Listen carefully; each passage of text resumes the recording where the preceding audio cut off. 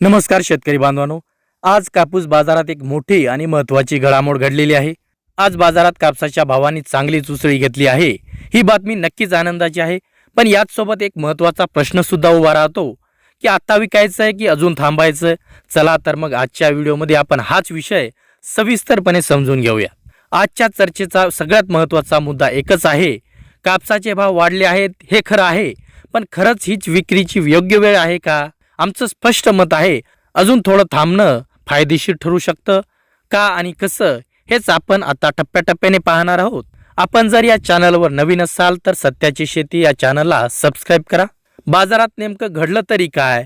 कालपर्यंत कापसाच्या एका गाठीचा भाव होता सुमारे 54,000 रुपये आणि आज तोच भाव थेट 54,400 रुपयापर्यंत पोहोचलेला आहे। म्हणजेच काय, फक्त एका दिवसात प्रति गाठी मागे तब्बल 400 रुपयांची वाढ। ही वाढ काही छोटी नाही, ही बाजारात आलेल्या सकारात्मक हालचालींचं स्पष्ट लक्षण आहे। पण ही वाढ सगळीकडे सारखी आहे का? नाही। बाजारपेठेनुसार आणि कापसाच्या दर्जानुसार दरावर थोडाफार फरक दिसतो। स्थानिक बाजारात प्रति क्विंटल साधारणतः 7,300 ते 7,800 रुपयापर्यंत भाव आहेत। मध्यम व्यापाऱ्यांकडे हा दर 7,500 ते 7,900 रुपयापर्यंत आहे आणि कापूस दर्जेदार असेल तर मोठ्या बाजार समित्यामध्ये 8,300 रुपयापर्यंत भाव मिळतोय। हे भाव प्रामुख्याने महाराष्ट्र, मध्य प्रदेश, हरियाणा, राजस्थान आणि पंजाब या राज्यांमध्ये सध्या लागू आहेत।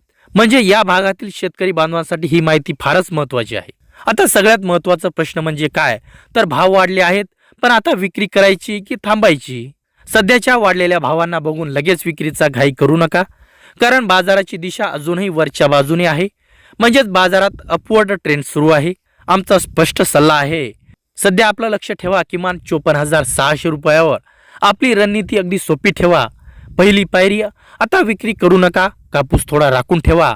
दुसरी पायरी, जेव्हा बाजार 54,600चा टप्पा पार करेल तेव्हाच विक्रीचा गंभीरपणे विचार करा। ही 2 टप्प्यांची योजना लक्षात ठेवायला खूप सोपी आहे, कारण सध्या बाजारात वाढीचा कल आहे। भाव सातत्याने वर जात आहेत आणि ही वाढ अजूनही थांबलेली नाही।